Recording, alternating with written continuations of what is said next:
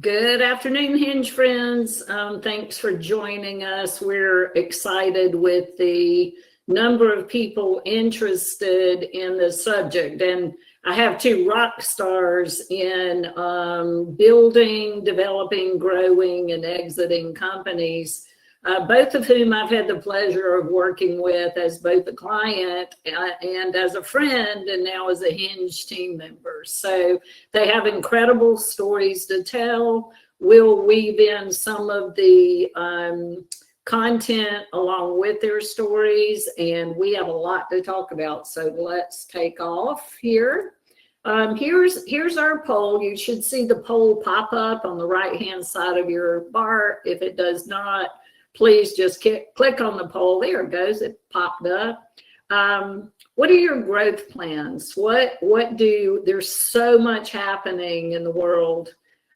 So many companies who are capitalizing on opportunities to grow with brand new schools. They're wanting to grow with acquisitions of schools. They're wanting to grow inside their house with new programs and new opportunities. They're growing into public school after school situations. They're growing into public schools with preschool opportunities. So the majority of the industry is doing really well. Demand has been high since COVID, and a lot of people are using that as an opportunity to grow.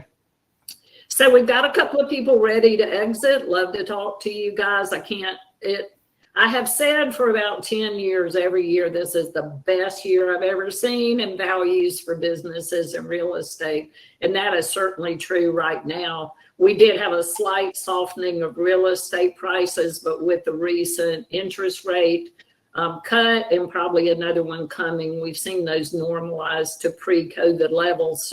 And never seen such aggression in business value. So your timing is awesome if that's where you are.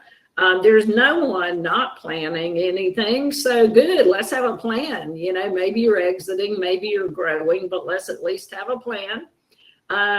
33% would consider growth if an opportunity came your way. We have some strategies around that, even though that's not quite the intent of this content today, but there are some good ways to find out about those. And I'm actively trying to grow as the majority of our population today. So you're in the right place. That's what we're going to talk about. We're excited about the opportunities for growth. And where I'd like to start with this is that there are two big strategies to grow your company. Two big strategies, two big buckets. The first strategy is, what can I do strategically inside my house to grow my company? And my favorite content there is our 5 pillars of financial health. So they're becoming as financially stable as possible with high occupancy, tuition rates that reflect your cost of care, not what the market's doing, your cost of care. But I can't get preachy there. We're going to be here the whole hour if I do that. Minimizing discounts, which the industry is going away from, controlling your salaries and controlling your facility costs. I just finished a book. It's available on Amazon. My team's going to be mad because they wanted to wait and announce that at Shift. But anyway, if you're interested, it is the 5 pillars of purpose-driven profit. The book is a fundraiser for Boost, so you're going to see that it costs $50, and that's not because I think I'm wonderful. It's because all the proceeds are going to Boost, and that's the only reason I talked myself into it. Was so much work, y'all. Everybody has a book in them. I encourage you to do that, but just know it's going to take you a while. But so that's the first thing. The first thing is, what can I do to build strategic alliances, work with others, add a new program, be sure I'm financially healthy as possible. So those are strategic moves to grow the value of your company. The other thing is growth. Where can I do more? Where can I increase the cash flow in my business that the value of that business is then dependent on. So what can I do? Get bigger, get more schools. And also, once you do that in your business, it increases the value of your real estate. So our objective today is to talk about that piece of your growth strategy. So there's your strategic strategy and there's your growth outside of your four-wall strategy. And that's the intention of this content today. And so I want to start with, we have 3 areas of growth we want to talk about. I'll introduce each area, and then I'm going to have Nan Rikard and Chirag Patel talk about their journeys, which are fascinating. And between the 2 of them, they covered every strategy that we could dream up. So they have multiple years of experience, multiple companies. They have done a lot in the industry. So yes, the book is available now on Amazon. Oh, thank you, Chirag. I'm behind. I'm going down the list. So the first thing I want to introduce, and then I'll have Chirag speak to his story and how he used these growth strategies. And then I'll ask Nan to do the same, and then we'll take questions on growth strategies. Then we'll talk about financing. You know, even if you have the dream to do it, how are you going to get the money to do it? And that can be tricky, and there are different strategies all along your growth journey. And then we're going to talk about exit options. So a good bit of our population is at least thinking about it. Everyone should be thinking about it, though. You don't have to do it today. Nobody's going to, be pounding you saying sell now. But to keep that, what are you going to do with your company one day? Because I want you to create amazing services, and I want you to be able to exit when you are ready at your height at the maximum value. So Nan and Chirag can also speak to that. So our growth strategies brainstorm was to acquire new schools, to build new schools, to expand your existing facility. There's the opportunity to do a brownfield development. A brownfield means that you take an existing building, you either renovate it or you go into it and start a new business. A greenfield development means you're starting from scratch on a construction, hence the green. And then the last strategy is to partner with outside entities. It's one of my favorite because it's a low-cost option that can really bring cash flow to your business, which then makes you more valuable. So those were our brainstorms. I'm going to pause for just a minute.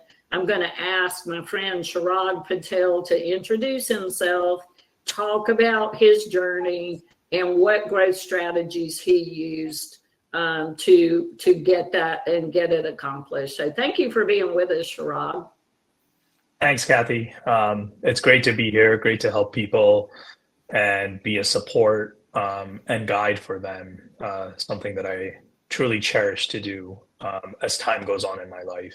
And my story basically is I started in corporate world. I got laid off during 9/11. My father had an opportunity to join the family business. I dove in, realized that one business wasn't going to be enough, as we would grow our family.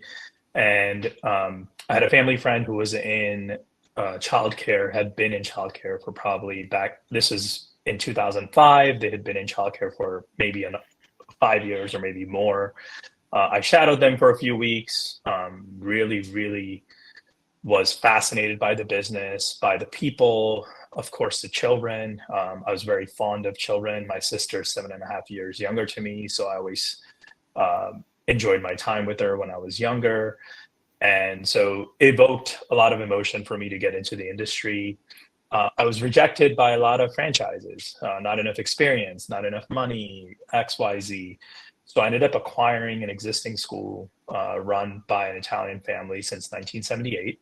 And so that was my, let's say, acquiring a new school experience with zero school experience or real estate experience. So don't let anybody ever tell you you need experience to do something. You really do need grit, and you need the confidence to know that you'll figure it out. Believe in yourself is a big motto that I feel a lot of people forget in this journey. And I really enjoyed myself. Long behold, the Great Recession happened right after we made this acquisition. Navigated it through, gained a ton of confidence, and decided to do a greenfield. Said, I'm not challenged enough from the Great Recession. Let's build a new school. So build a new school about 30 minutes north of us in Cherry Hill, New Jersey. I don't know if anybody attending is from the Northeast, but if you know where Cherry Hill is, it's South Jersey, right outside of Philadelphia. That was about a 10,000 square foot building that we converted from a medical facility into a childcare, but it was still bare bones, meaning they had just dug the ground, foundation hadn't been poured.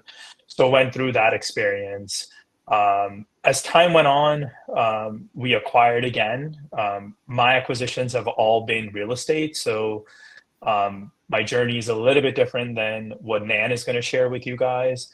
But my partners and investors and myself believed in owning real estate as we moved along. It gave us a little bit more leverage. It's definitely the slower way to grow, but it does give you some other advantages depending on what your long-term goals are and how you want to balance it out. I think both avenues are wonderful. I think you should never give up an opportunity if you're not getting real estate, or you should never give up an opportunity because you're getting real estate. I think you have to sit down and really look at each individual project on its merits and then make that decision. So I have done all of those. I have immense experience in going through that. And actually recently, Kathy, right before exiting, went through a brownfield development for one of our locations, where we moved it from an existing location into a building that was sitting empty for a long time and converted that into a preschool. And we just handed it off to our buyers in late August. So now have experience in that. I don't have any experience in partner with outside entities. I'm always amazed how people partner up and find these creative ways. It's just not been my forte. So I will let Nan potentially talk to it because I believe she has some experience on it.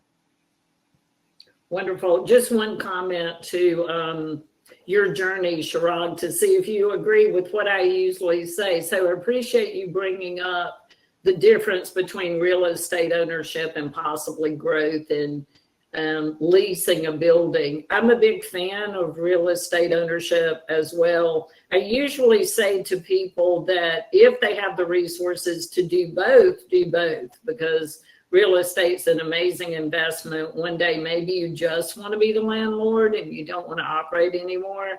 But if resources are a factor, then lease, because you still want to grow. Would you agree with that? Absolutely. Absolutely. Yeah. Okay. Thank you for that. And thank you for sharing your journey. It is quite impressive, the risks that you took, and that I know that every new business owner feels that. What in the world am I doing right in the very beginning? And Nan, thank you also for joining us. Nan's journey was a little bit different in the way that she grew. So we would love to hear your story as well, Nan, and tell us about what you found to be successful and how that worked with you in growing your company twice. Also, Chirag twice. I don't know if you said that, Chirag, but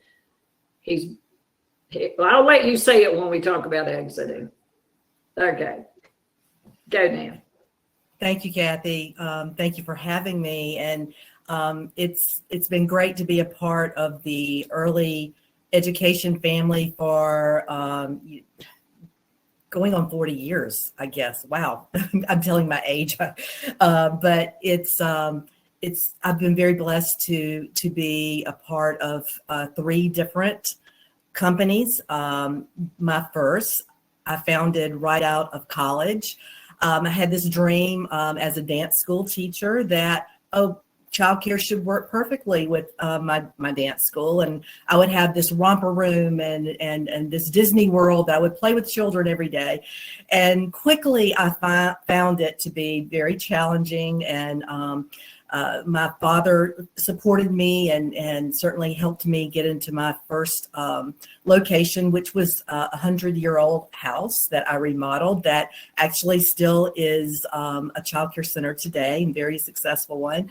But had a lot of challenges with it. And so I was determined to get through that, and saw that if I did the right things for children, the rest would come. So I had no idea what I was getting into, but learned step by step that by doing the right things for children, all things would follow. And I grew certainly with family money and cash from the business. I grew to 3 locations.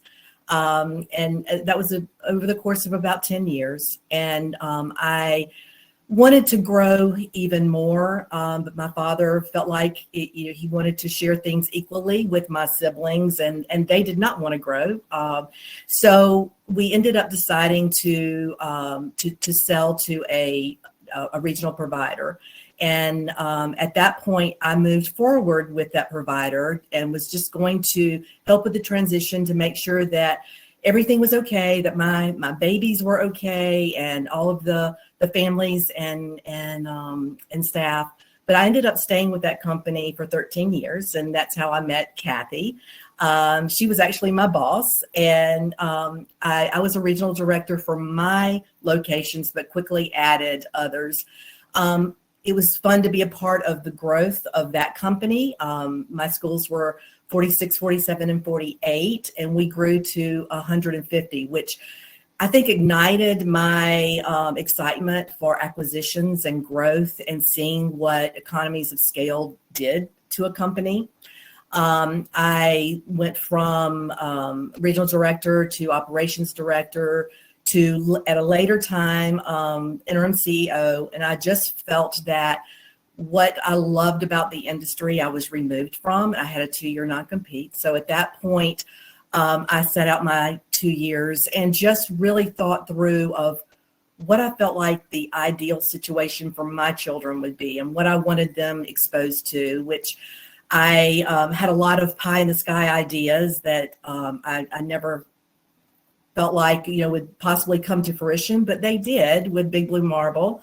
So absolutely the love of my life, putting together the concept and just wanting to, again, to do the right things for children and what I wanted my children to be exposed to. So needless to say, I've been a part of really bootstrapping. When I went into Big Blue Marble, I didn't want to borrow a lot of money. I had some real estate that I had moved forward from my first 3 to the regional provider. It was up for renegotiations, and I ended up taking those properties and starting Big Blue Marble from my real estate. And I actually bootstrapped, continued to look for opportunities. I was very opportunistic. But each time my vision was to get better demographics, better facilities, because I knew that I could really put together a situation where it would accumulate cash and I could grow from my cash. And that's literally what I did. And it grew quickly. But at a point where 6 years in Big Blue Marble, I looked back and we certainly wanted to do a lot with the facilities, with my benefits, with so much of the moving forward and new construction. So it was time to get a financial partner, which I think we'll talk more about that later. But within the growth of Big Blue Marble, we did greenfields, we expanded facilities, acquired a lot, because to me, that was my easiest and quickest way to step into a school that had a cash flow, and that the common threads of what my program was, my branding, could easily be implemented. And so, in opportunities with landlords that I had relationships with, so all those things came together to create opportunities that that would allow me to quickly grow. At that point, to invest in real estate could be a great strategy, but it would have slowed my growth down for what my goal was and my mission. Partnering with outside entities has been a really fun venture for me, with public schools, with employers, and with Head Start. However, I will tell you that it does pull a lot of energy. It sometimes pulls your focus. It can be a great way to have different revenue streams, to have additional revenue streams, to be diverse in your offerings, but it also brings another dimension for communication and oversight. You have not only have your children, your staff, and your families in these situations, but you have another entity that governs these programs, which sometimes can be very, very difficult. Communication is key, but again, it does take a lot of energy, a lot of effort. Many times these programs, especially government programs, are not designed for profits and for profit entities to be involved. They are not designed for them to make a profit, but it could be a great way to contribute to overhead and eliminate a lot of overhead costs, which can be very helpful. But again, in order to do that, strong team, it's great to have locations nearby to support them. It would be in my opinion, very difficult to have a public school after school program at a distance, as well as Head Start within your existing program would make sense, again, to help with overhead, but they do take a lot of energy. But again, have experienced all those. Thank you, Nan. Nan said that I was her boss, but Nan kicked my rear in that position. I just got out of her way and let her do her thing. She's very talented. Nan, a couple of things. Another word about partnering with outside entities. Do you think about it like, there's a lot of conversation about unfair competition and following the money trail, and do we stay in our house and do the best we can, or do we make ourselves known as a solid partner when the money goes somewhere else? Is that a way that you thought about it, and what would you recommend to people? And you guys pop your questions in around growth strategies, because I have a few for Nan and Chirag, and then we'll open up the questions. But how do you think about that, Nan? Well, when I had the team and the strong infrastructure, certainly I looked at those opportunities, because I liked to have different revenue streams and be diverse. However, they're difficult to manage. Again, when you have the people, you have the staff, the barriers of entry are difficult, especially with public schools and Head Start. Sometimes it takes strong relationships. It takes time to work them, but it can be done. But once they're done, you really have to make sure you have the team to ensure that whether it's the administration of the school district or the principals, you have that open communication and you're doing everything tailored to that particular scenario. Very difficult to come in and say, here are my rules. I'd like to come in and have my program in your space. It doesn't work that way all the time. So you really have to be flexible and ready to be open-minded and to fit their needs and to tailor what they need.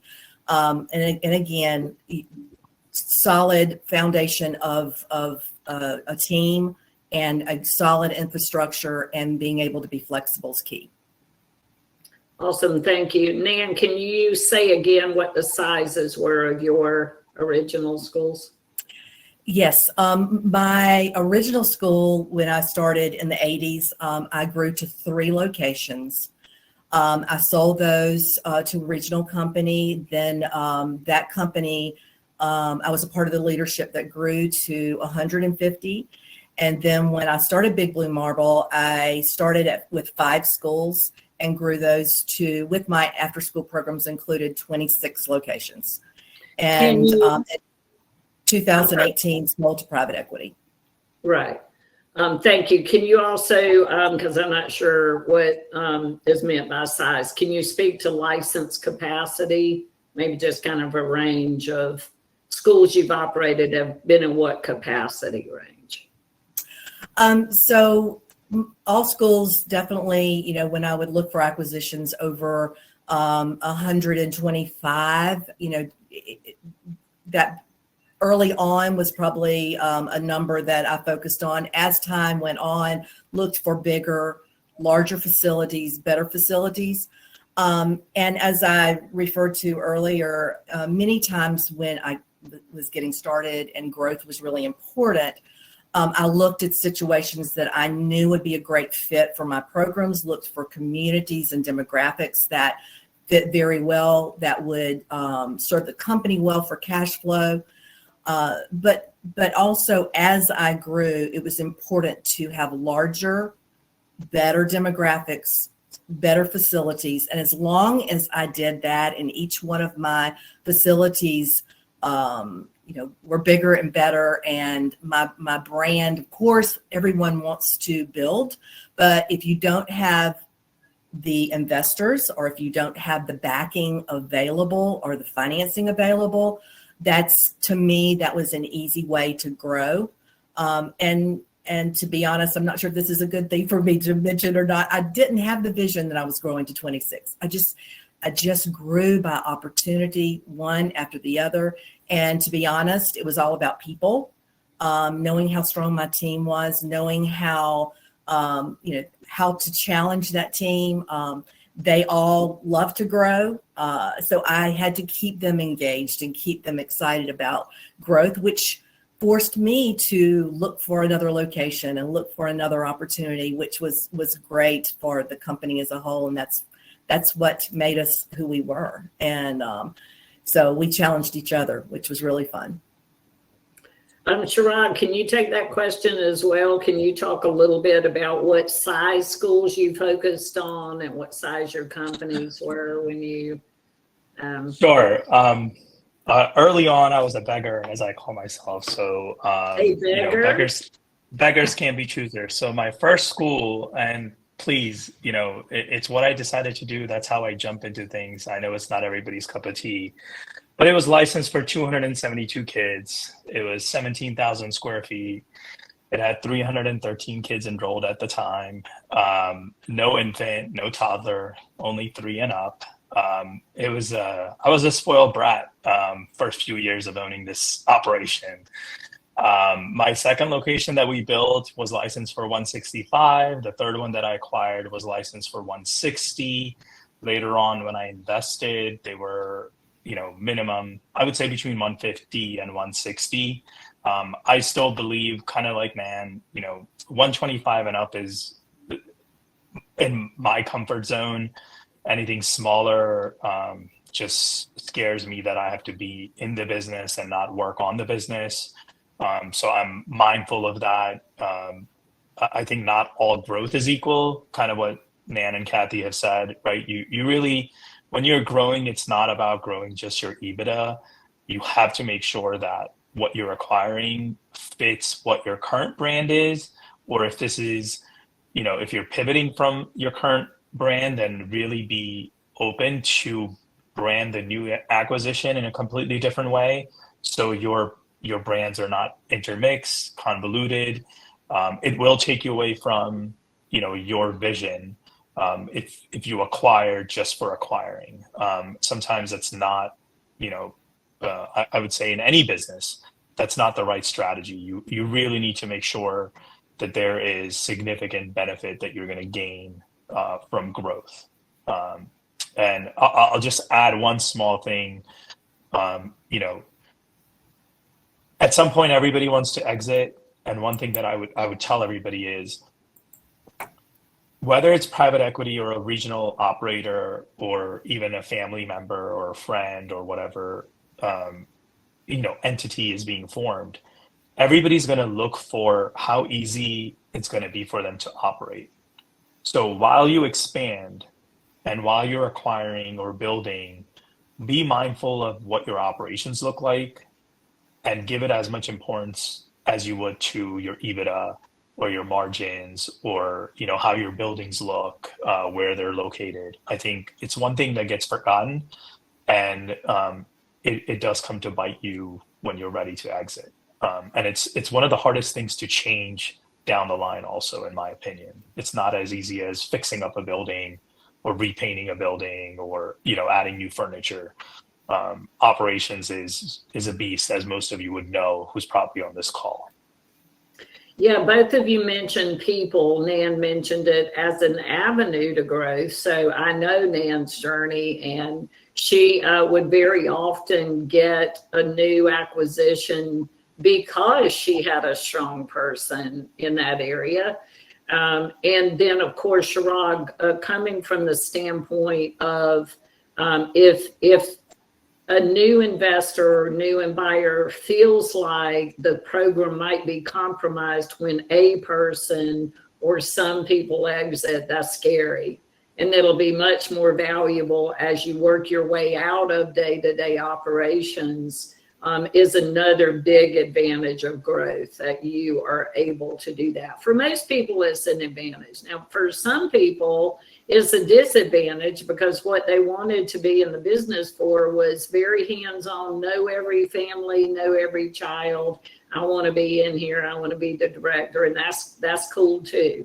It's just as you consider your transition or your exit, think about who is going to succeed you and be sure that those people or that person is ready for that. So I have some more questions on advantages and disadvantages, but I'm gonna hang on to that to the end and talk about financing growth. So the opportunities that this team has used and that we coach our clients on and that we see across the industry are early stage and later stage. So it depends on the size of the company, but the majority of the people in early stage, like you heard Nan and Chirag mention some of these vehicles that they use to start and grow their company. So most people get a company started with either personal savings or family and friends money.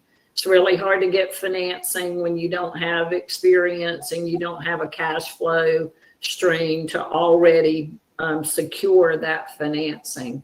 A lot of people use a partner and a partner capital for business or real estate growth. I'm sure Nan will speak to that because she used partners for real estate growth, and that's coming up in just a minute.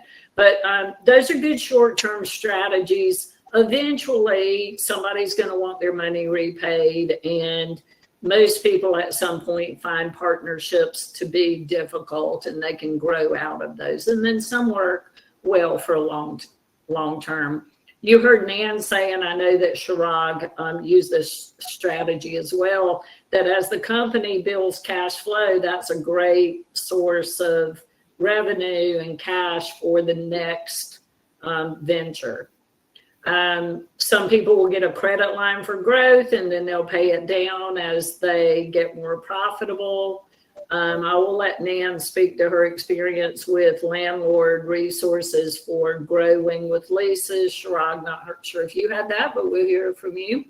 And then there's conventional or SBA lending. So that kind of goes in order, the progression of how most people will think about money and getting started and growing in early stages of a business.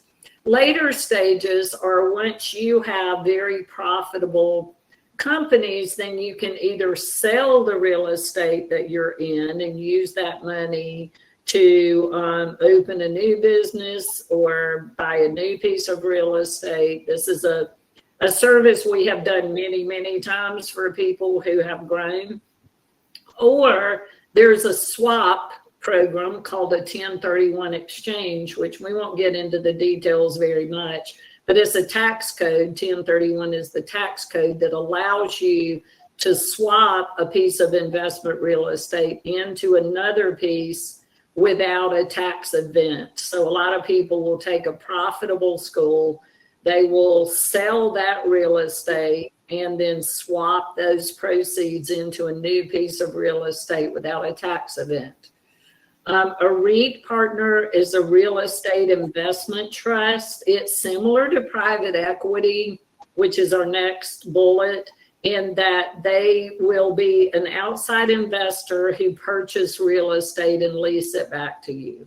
Same thing with private equity on the business side, that they take private individuals' money and their mission is to invest in a company, help grow it, and then exit at a profit at some point. I know that if you guys have seen probably in the media some criticism toward private equity investment in the industry, I have to say that in my 38-year history now, we've sold many companies to private equity who have then exited, and I have never felt like it was the primary mission of that group to make money. Do they want to make money? Of course they do, and I hope you do too. I want you to do great things, and I want you to be successful financially. They want the same thing. So I have seen them grow companies, put systems and processes and resources in place that provided much stronger programs for families and children. And so I'm a believer in that at some point. I think it's a great opportunity for people. So Chirag, let me hop back over to you and talk to us in a little more detail about the stages of your company and which of these financing strategies were successful for you. For me, personal savings, family and friends was my first acquisition. The rest was through partner capital, nothing with credit line. The numbers didn't make sense. I don't like using landlords because it gives them more control over your exit, which I don't want. And then we 100% use conventional SBA lending. The thing that I want to concentrate on that I think everybody should utilize because it's technically free money, and your CPAs will help you a lot with this, is the company cash flow. Always, if you haven't done so, create a separate money market account within your operating company's checking account. Move the money into that account, use the other money to pay. You will see that nest egg build up, and that ends up becoming something you already pay tax on. So when you have an acquisition that's available to you, it's money on hand that you can lock up, that particular deal for at least due diligence and things like that. All my growth was funded through my money market accounts after my first acquisition.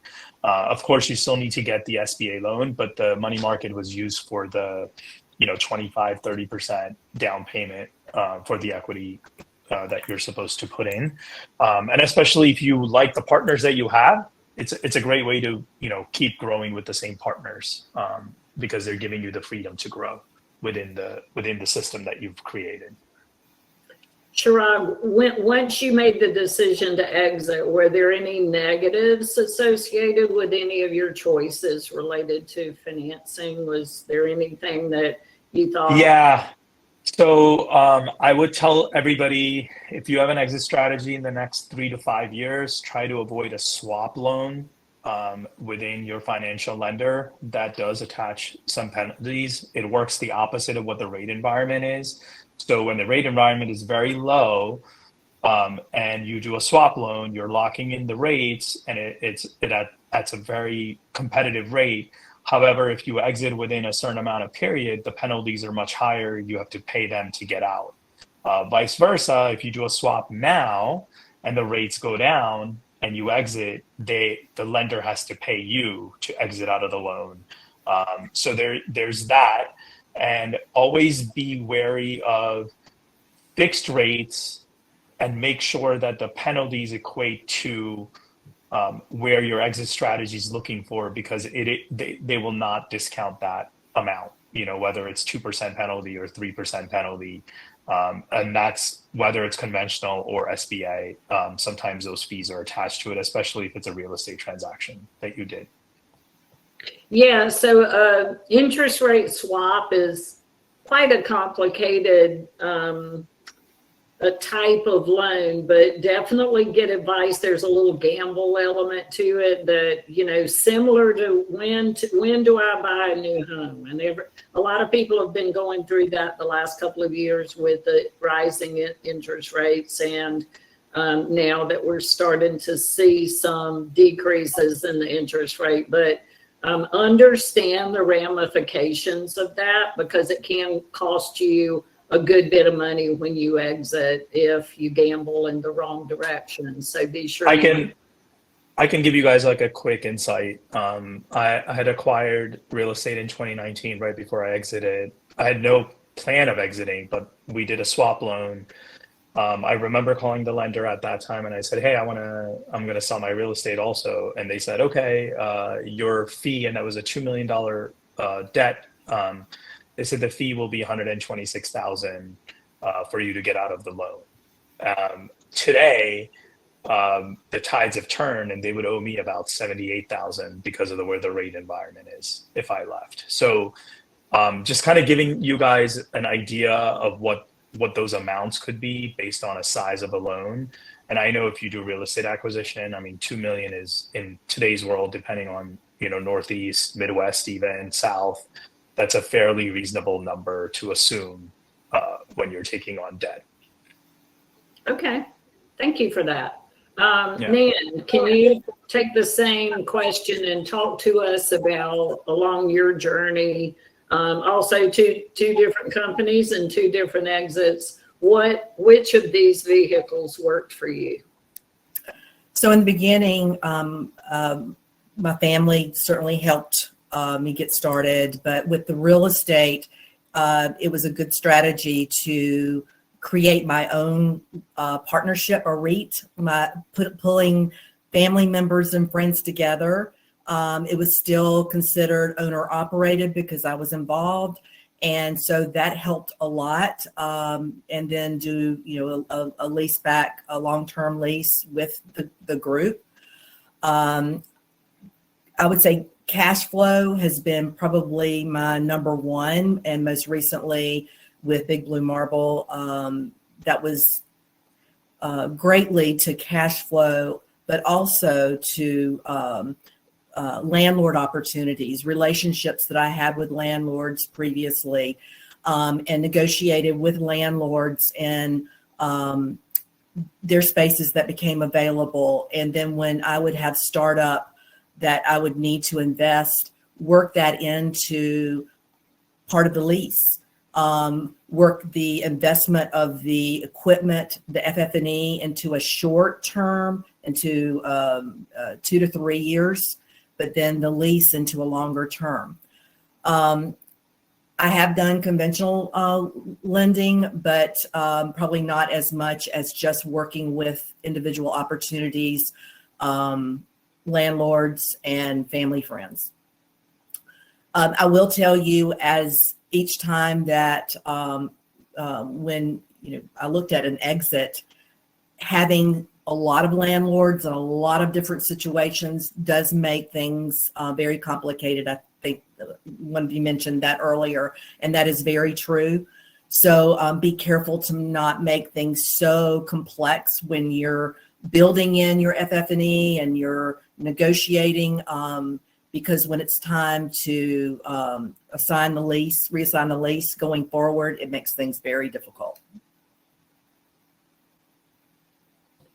can you also speak about the later stage opportunities as Big Blue Marble grew? Where were you? What was your experience with where you needed to be in your company's life in order to take advantage of these, and how did they work for you? Well, as I mentioned, with the team that came together, literally could have done that forever because we were having so much fun. But to be realistic, I knew they needed more. The facilities that I basically were creative in acquiring needed to be more upfits, more robust benefits overall, just a lot of investment that I felt that through what I experienced with the regional company, talking to private equity, I knew that was probably the fit. However, I also knew that all private equity is not equal. It's just like a marriage. You have to find the fit. So I knew I had to go through the process, which that's where Hinge came to be a part of my process. And looking for the alignment was really, really important. So we found the right partner that had the same vision that I had for the company, that I felt like would take the company where I wanted it to go, that would treat my employees and my families and focused on growth and pick up on growth, where I was. And so found that company and good alignment, which they have grown well over doubled, almost tripled, and sold again, which continues to be a part of their vision of growing. So it was definitely a great move, and the timing was good. And just finding that right fit is the most important piece in private equity. Yeah, I'll add to that Nan, on this financing growth piece, we have this earmarked as partial investment because a lot of times we'll have a company that's got some size to it, like Nan did. We also just did this for a group in Texas who want to continue to grow, but resources become an issue.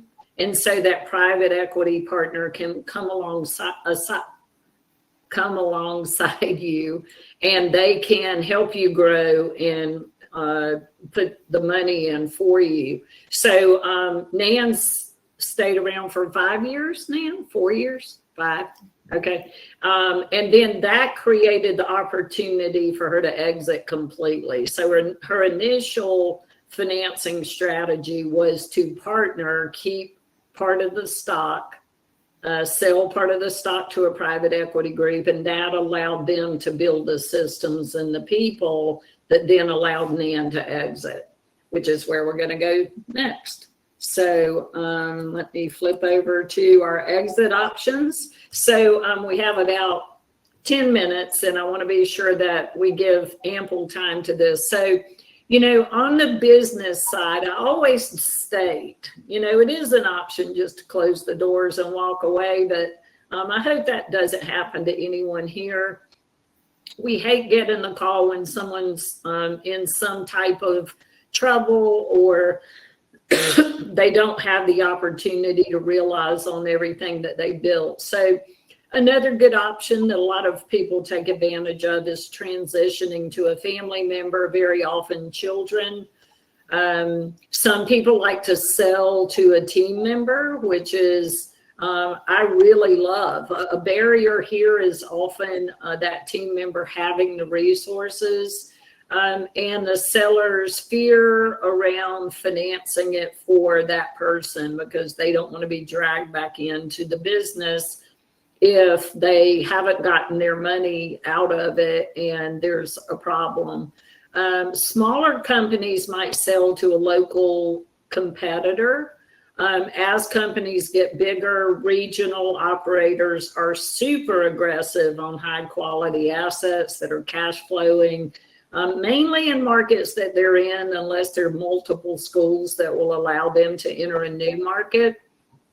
national and international operators are also an option. We brought 2 international groups into the U.S. with beginning groups, and then they are rolling up companies from there. And then, as we discussed, a sale to private equity. If you are thinking about your real estate and it's 2 completely different assets, you can sell your business and keep your real estate. You can sell your real estate and keep your business. So I think a lot of people don't think about those 2 separately, but they should be strategized and valued differently. And the strategies around what you do with those are completely different, or can be. So with your real estate, you could just sell it to an individual that wants to be a landlord and lease it back to you. You could also sell it to a real estate investment trust, which again is an area that Hinge specializes in. So Chirag, talk to us about your selling journey and which of these opportunities work well for you.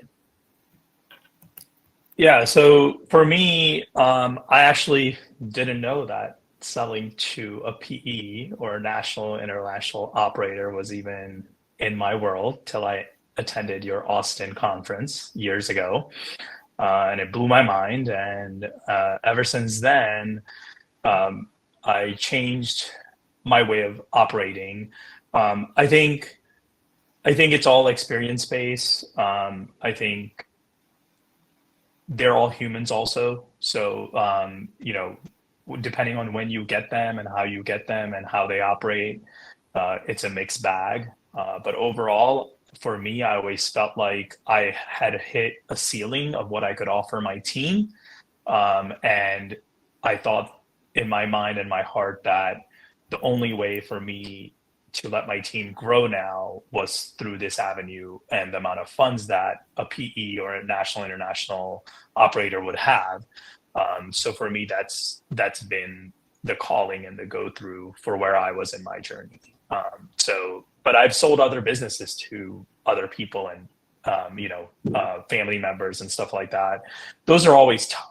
Emotionally, they are very draining and very tough.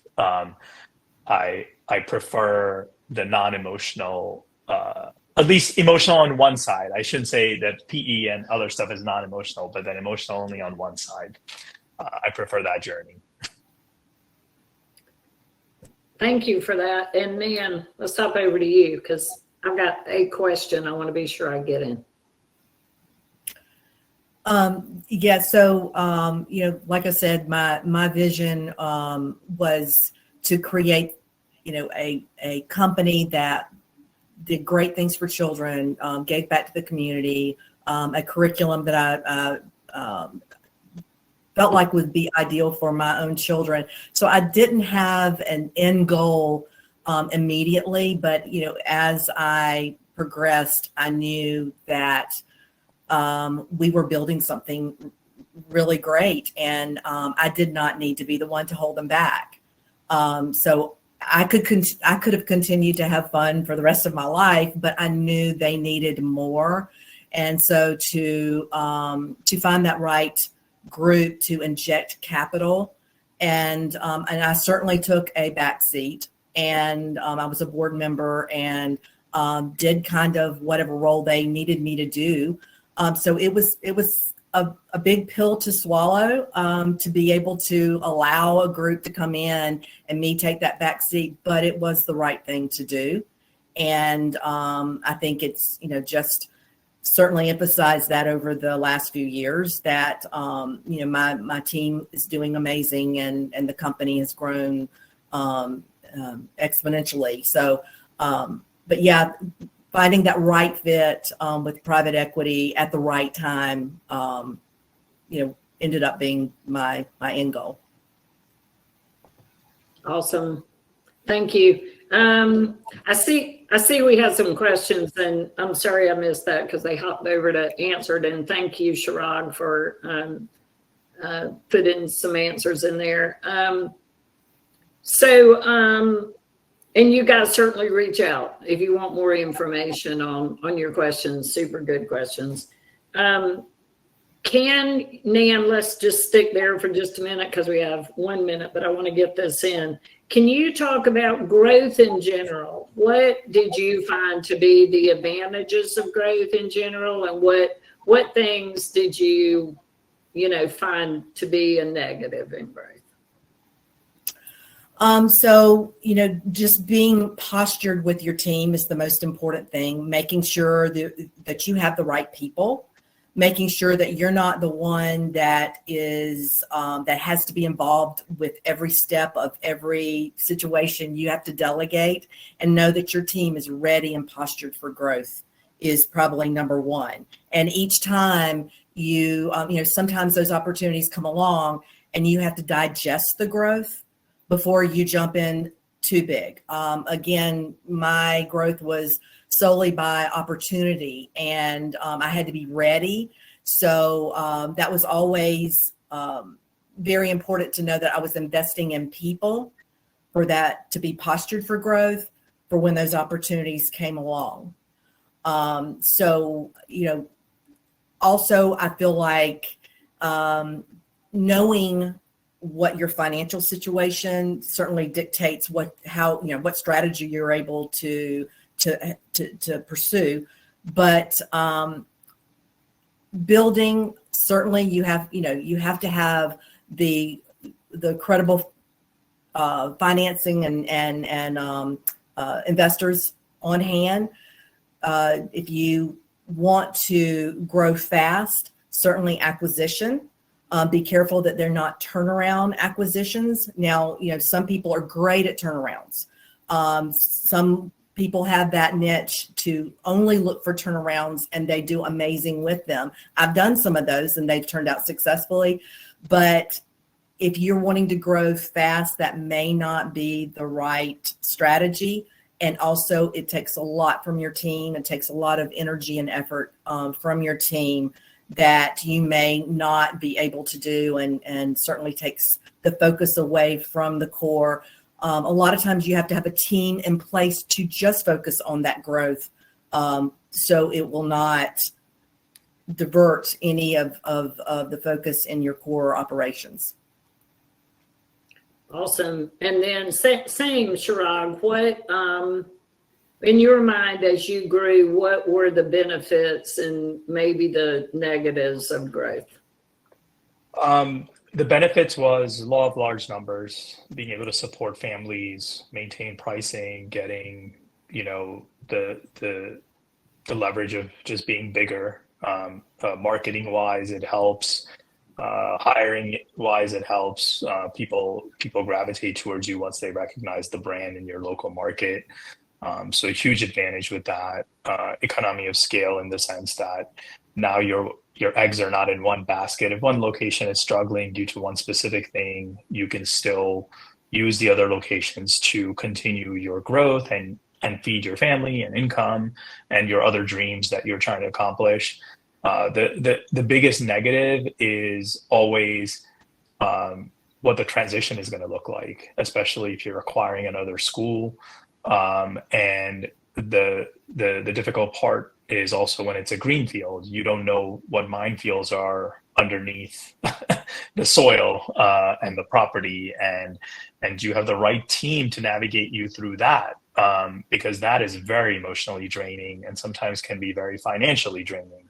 So I think those are the things that I like people to be aware of, not be scared of them, but know that these things can happen. And an agent who's a real estate agent is only trying to sell you the property. So always be mindful that you still do your due diligence when you're looking at locations, leases, landlords, what's coming there next. Sometimes, you might be in a great space and the person next to you is not renewing their lease, and now you're stuck with a neighbor that is probably not childcare friendly if you're in a shopping center, right? So just being mindful of all those things. Ask a lot of questions before you sign the lease.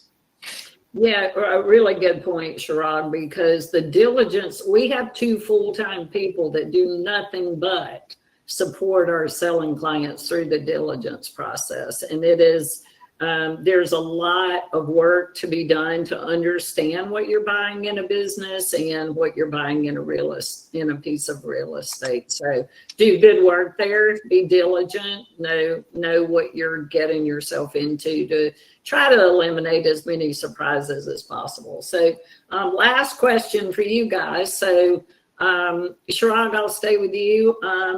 We're at the end of 2024. It's been quite the year. And I've said that every year in the last 5 years for sure.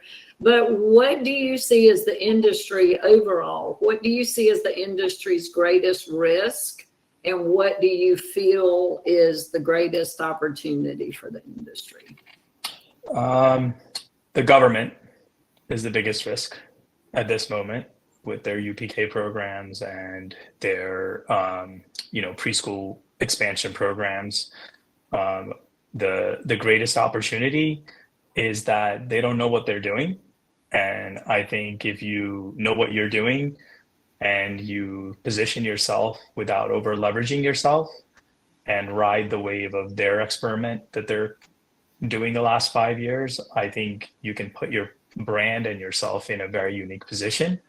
But it requires a lot of patience, a lot of grit, I think, and a lot of understanding what's happening in your local markets rather than being blind and thinking that I have this brand, I've been here for 25 years, nothing's going to happen.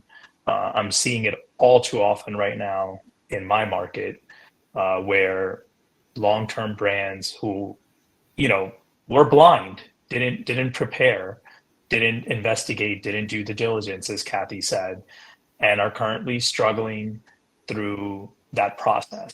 And don't be blind to that. Do your due diligence for your brand to thrive and at times survive through the hardships. Awesome. Nan, same pitched over to you. What do you see as our industry's greatest risk and where's the greatest opportunity? Totally agree. The greatest risk is government, just looking and following that climate and making sure that you have a good handle on it in your area, in your state. I truly feel that our industry has to evolve, and the people in the industry that don't evolve with times are the ones that get stagnant and their brand just does not continue to move forward. So always, stay in tune what families are looking for, what the new generation of parents, what they're looking for, and make sure you're relevant, but certainly make sure that you have a finger on the climate and know that what your community's needs are. But yeah, I feel like to always keep children knowing that we're doing the very best for children, and our industry knows better than anyone else. Like Chirag said, many times the government does not know the best way to implement programs, but we certainly have a strong family to be able to do that and have a strong future.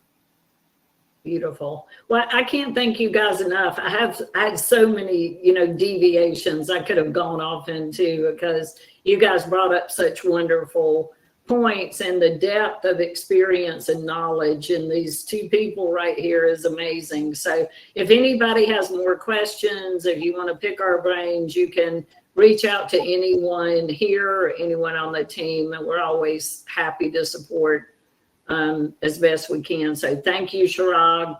Thank you, Dan. Thanks for sharing your amazing stories and giving other people the benefit of what you've been good at and maybe what pitfalls came along the way. And I think you both would agree that an investment in early education is a good one and a rewarding one, and can also be when you exit. So thank you very much. Thank you, friends. We'll see you guys soon. Thank you. Bye. Thank you.